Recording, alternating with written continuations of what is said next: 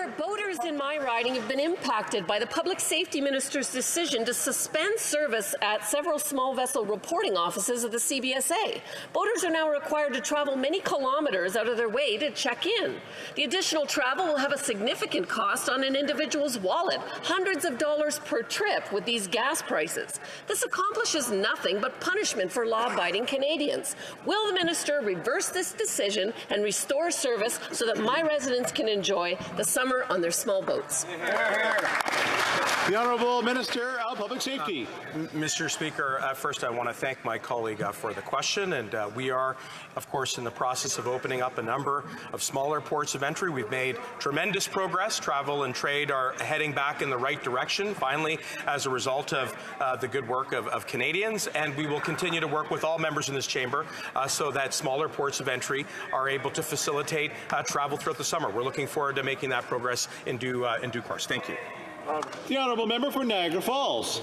Mr. Speaker, 2 small vessel CBSA reporting sites in my riding have been closed since the start of the pandemic. One at Smuggler's Cove in Niagara-on-the-Lake and the other at the Greater Niagara Boating Club in Chippewa. Their continued closure is causing all kinds of issues for Canadians and American boaters who use the Niagara River to cross into Canada and the United States. While there is one reporting station in Fort Erie at Miller's Creek Marina, we need to meet the demands of our boating community by having all sites in Niagara reopened. When will this happen? The Honourable Minister of Public Safety.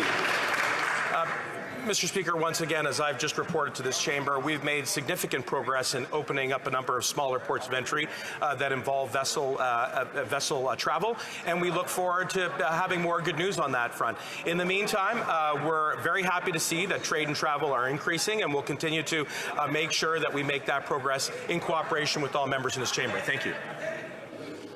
The Honourable Member for Essex. Well, thank you, Mr. Speaker, and still no answer. Does the Prime Minister know that boaters still have to travel long distances to register their boats upon returning to Canada, or is he too focused on spending time on his surfboard in Tofino?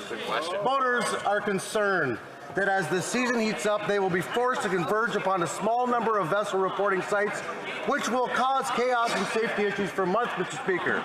Mr. Speaker, when will the government tell the CBSA to reopen all 400 reporting sites? Time to reopen. The Honourable Minister of Public Safety. Mr. Speaker, once again, just to provide members of this chamber with some concrete numbers on the progress that we've made, we have seen the reopening of 86 small vessel ports, 47 small airports, and 4 land ports. And I know that my honourable colleagues across the aisle are very anxious to see more open, as are we, and we're working closely with CBSA, the Ministry of Transport, and all colleagues on this side to make sure that we can get trade and travel going again. Thank you.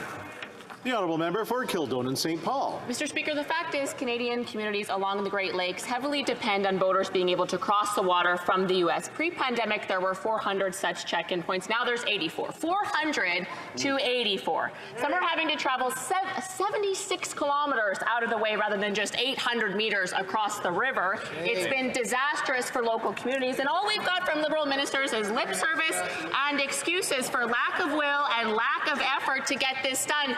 Mr. Speaker, when will the Liberal minister get this done for Canadians and fix this problem? Open the check-in points. Let's go.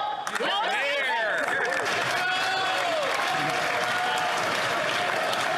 The Honourable Minister of Public Safety. Mr. Speaker, we're going. Like I said, we've reopened 86 small vessel ports, 47 small airports, and 4 land ports. That's not lip service, Mr. Speaker. That's actual reopening progress in action. We'll continue to work with my colleagues and all members across this island in this chamber to get trade and travel going again. Thank you, Mr. Speaker.